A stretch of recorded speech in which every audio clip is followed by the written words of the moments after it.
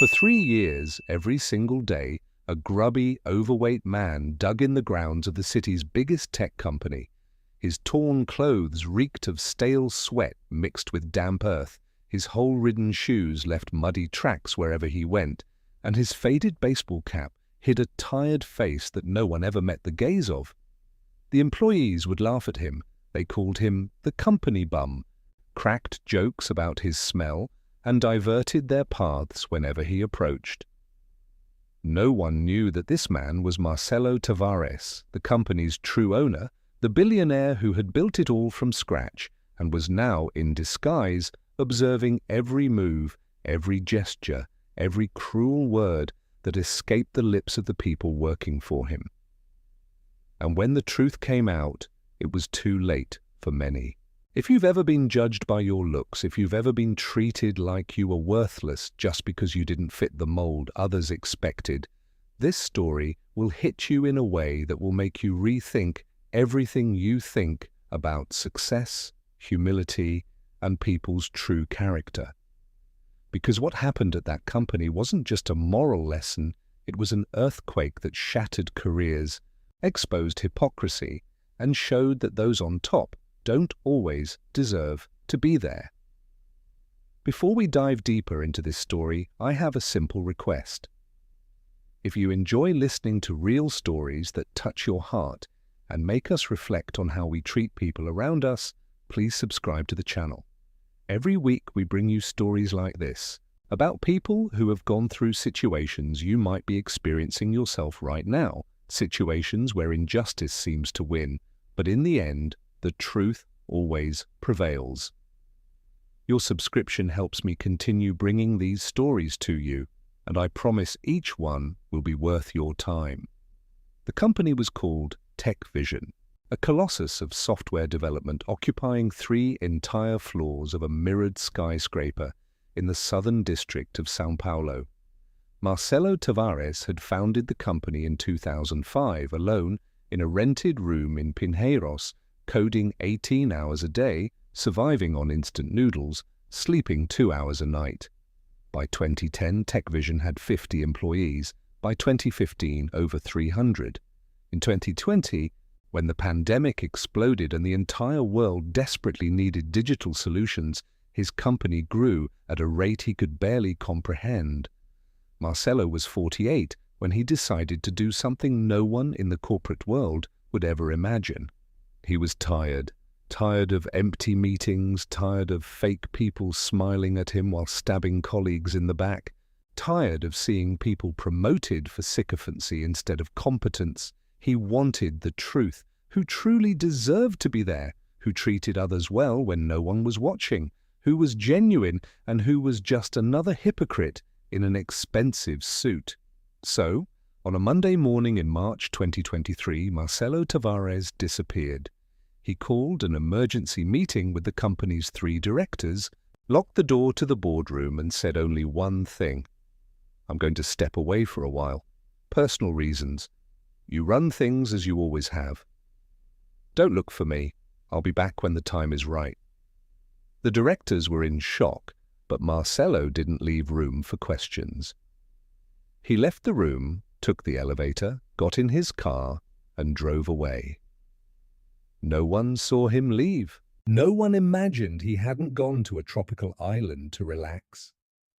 He had gone to the outskirts of São Paulo to a homeless shelter where he spent 2 months observing, learning, transforming himself. He let his beard grow, stopped cutting his hair, bought old clothes from thrift stores, deliberately dirtied his fingernails, gained 10 pounds by eating poorly, and when he finally looked in the mirror, he didn't recognize himself. Perfect. 3 months after Marcelo's disappearance, TechVision hired a third-party landscaping company to tend to the building's indoor gardens. Among the gardeners was a fat, dirty man who spoke little and worked tirelessly in the soil for hours on end. This man was Marcelo. No one suspected a thing. Why would they? He smelled bad, wore filthy clothes, carried old, rusty tools, and ate from plastic lunchboxes sitting on the parking lot floor. He was invisible. exactly as he wanted to be. In the first few days, Marcello observed everything in silence. He watched how executives entered the building without acknowledging the security guards, without greeting the cleaning staff, without thanking anyone who held the door. He observed how the secretaries would whisper and laugh when he passed them, pointing at his dirty clothes and making gestures of disgust. He observed how department managers would toss trash onto the gardens he had just cleaned, as if it were funny, as if he were just an object, not a person. And worst of all, he observed how his 3 directors, the ones he trusted most, behaved when they thought no one important was watching.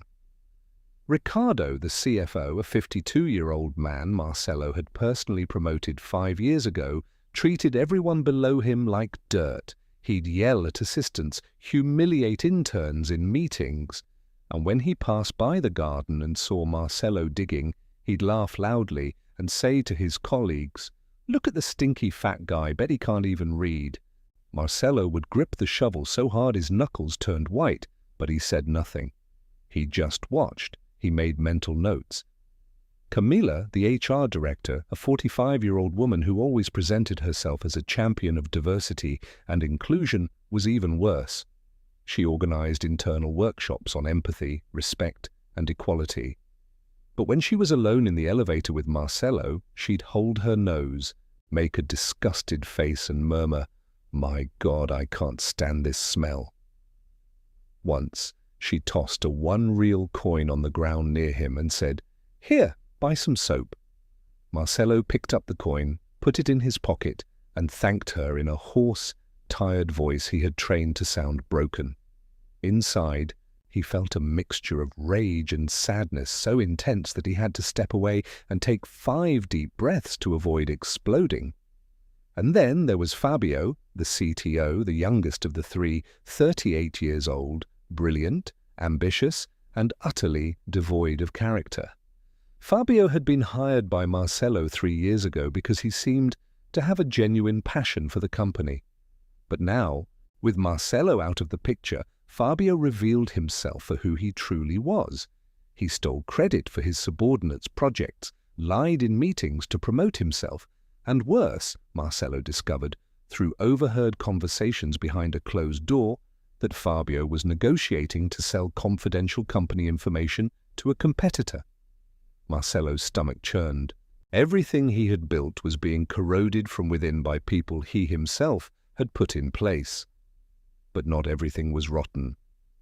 There was light in the midst of so much darkness. And that light had a name. Julia. Julia was an administrative assistant, 29 years old, recently graduated, earning a salary that barely covered the rent for a tiny apartment in the East Side.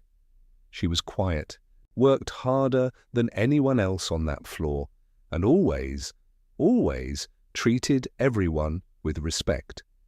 When Marcello, disguised as a gardener, tripped and spilled a bucket of wet dirt in the hallway, everyone who passed just rolled their eyes and complained. Everyone except Julia.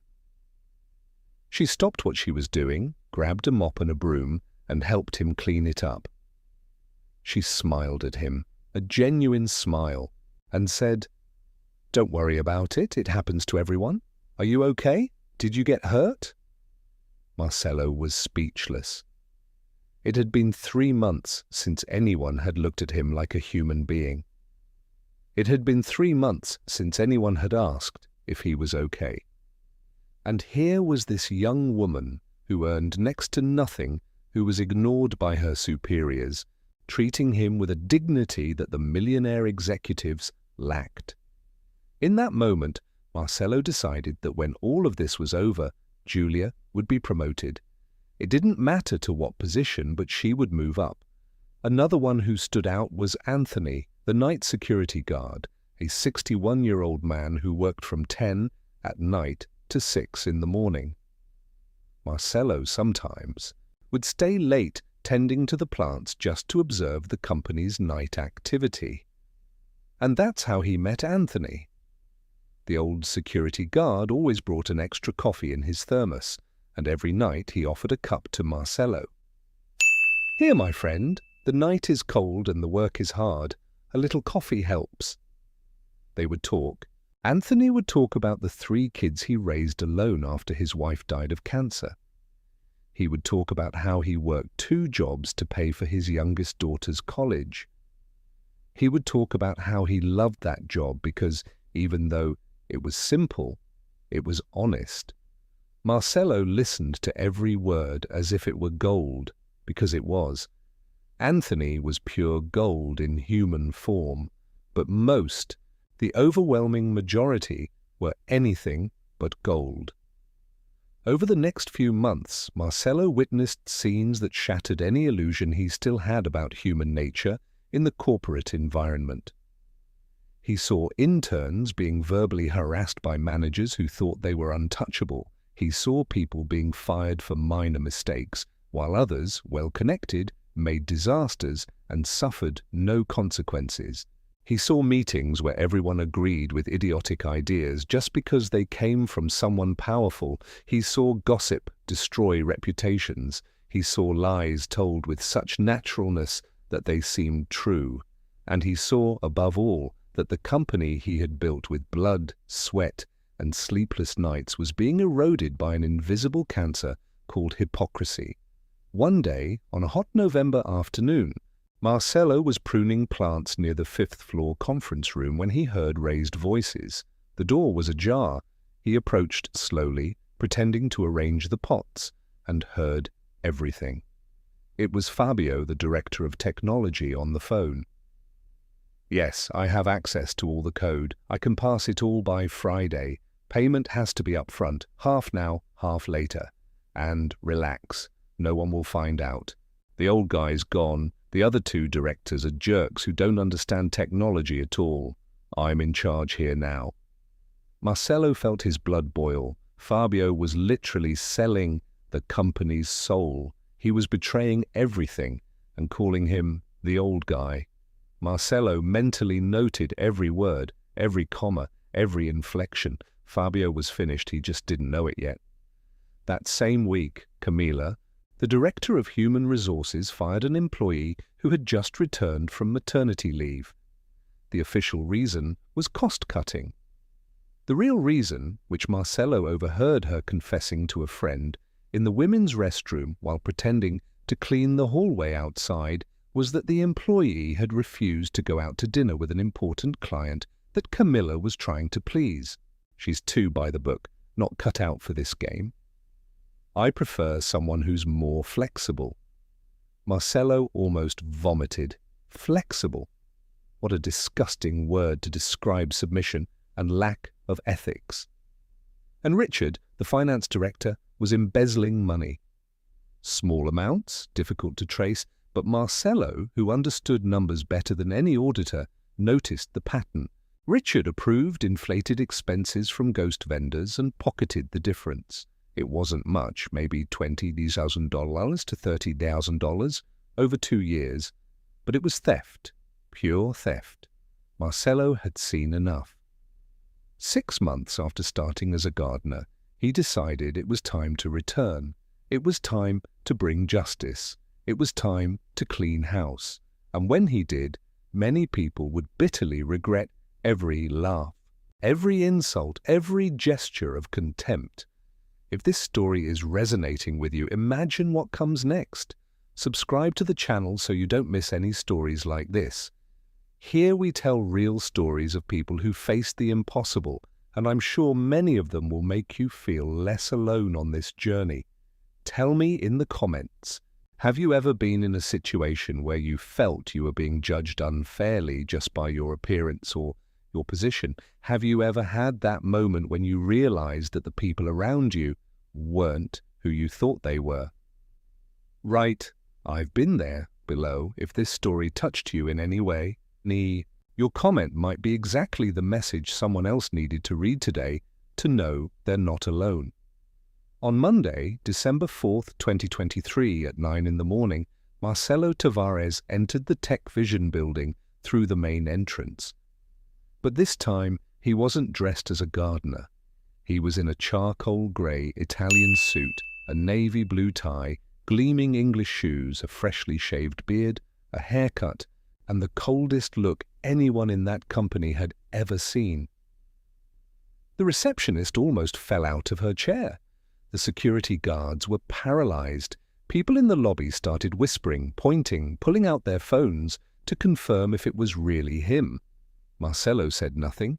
He simply entered the elevator, pressed the button for the 7th floor, where the president's office was located, and ascended. When the doors opened, he walked down the hall in silence.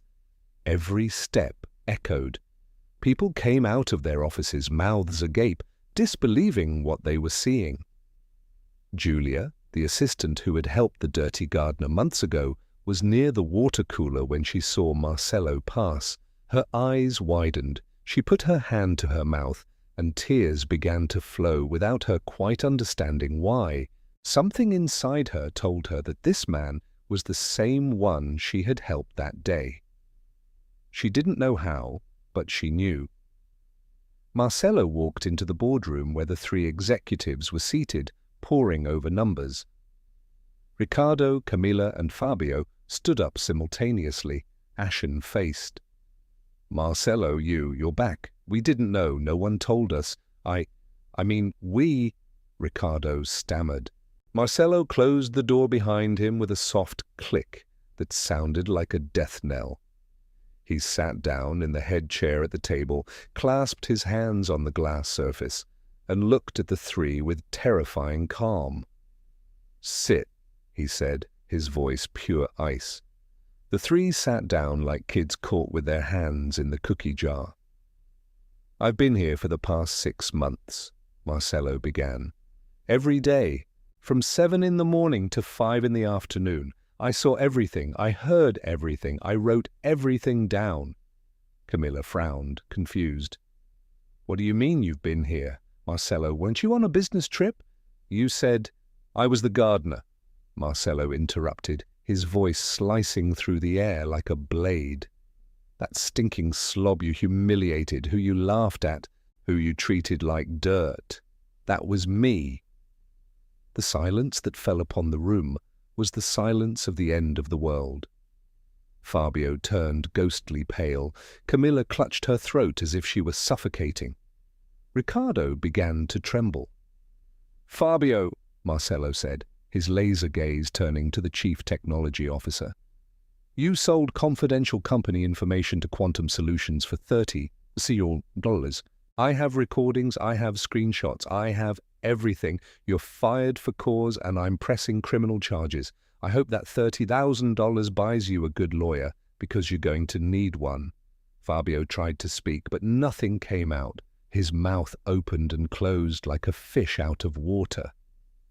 "Camila," Marcelo continued, now looking at the HR director who preached empathy and practiced cruelty, "you illegally terminated 5 employees in the last 6 months for personal reasons, not professional ones.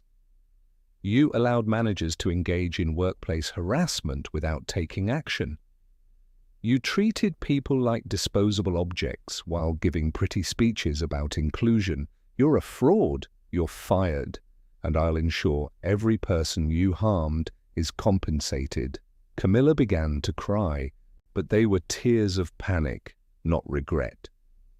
"And you, Ricardo," Marcelo said, finally looking at the chief financial officer, "you stole from the company. Small amounts, difficult to trace, but you stole.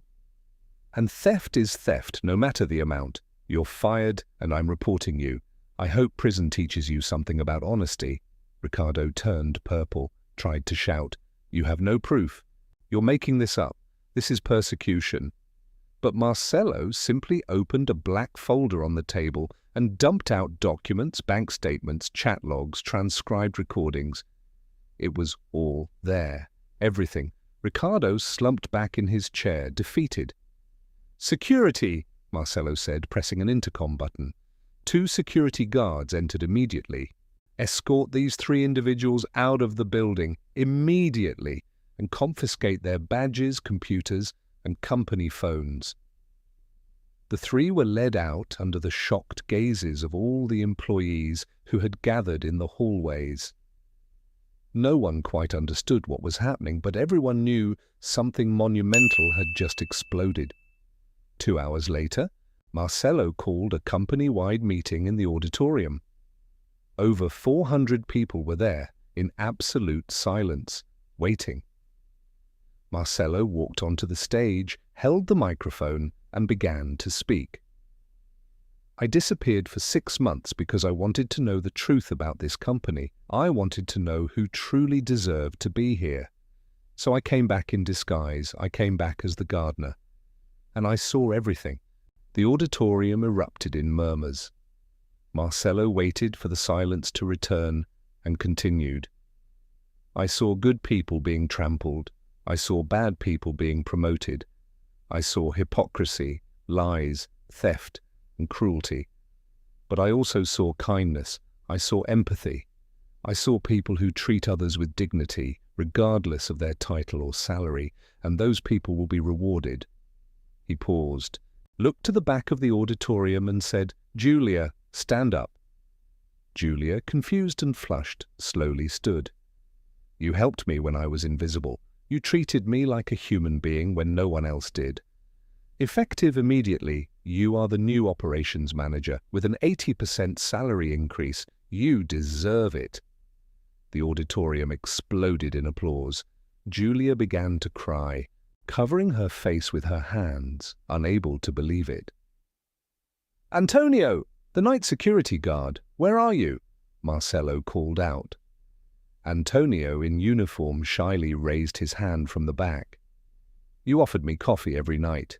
You treated me with respect. You told me about your life. Effective immediately. You are the new security coordinator, with a 60% increase in full health insurance for you and your family." Antonio couldn't hold back the tears. They fell heavily, soaking his uniform. He just nodded, unable to speak. Marcello took a deep breath and continued. "From today on, this company will change. We will have total transparency. We will have unconditional respect. We will value character, not just results. And anyone who doesn't agree with this can leave now, because I don't want people who treat others like trash working with me."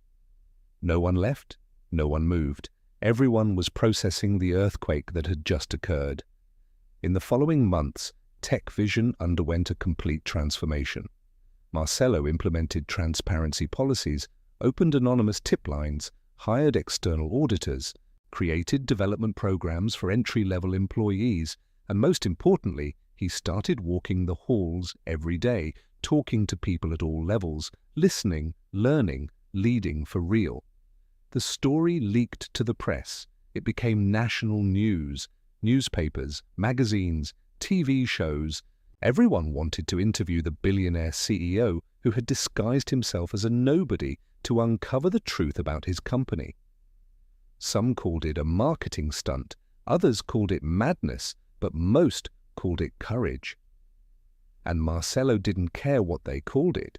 He had done what needed to be done. Riccardo, Camilla, and Fabio tried to sue Marcello for defamation, but they lost all their cases. The evidence was irrefutable. Fabio was sentenced to 3 years in prison for leaking confidential information. Riccardo had to return the stolen money and pay a hefty fine. Camilla lost her professional license and could never work in HR again. Justice had been served. Julia flourished in her new position. She had talent, she always did, she just never had the chance to show it. 2 years later, she would be promoted to director. Antonio, the former security guard, could finally pay for his daughter's college without working 2 jobs. He cried tears of joy on her graduation day. And Marcello, he learned the most important lesson of his life, that a person's character isn't measured by their title, but by how they treat those who can offer them nothing in return. If this story touched your heart in any way, I sincerely ask you, please subscribe to the channel. Here, we don't just tell stories, we create a space where real people share real struggles and find comfort in knowing they're not alone. Every subscription helps me continue this work, and I promise that every week you'll find a story here that will make you reflect, cry, smile, and above all, feel understood. And before you go, do me a favor, write in the comments one word, just one, that summarizes what you felt listening to this story. It could be hope, it could be strength, it could be justice. Doesn't matter what it is, because every comment down here transforms into a chain of support for someone who might be going through the worst phase of their life and needs to know that there are people who care. Write, "This story moved me," if you felt something. Thank you so much for sticking with me this far. It means more than you can imagine. Give this a thumbs up if this story resonated with you, and I'll see you in the next story. I'll be waiting for you here.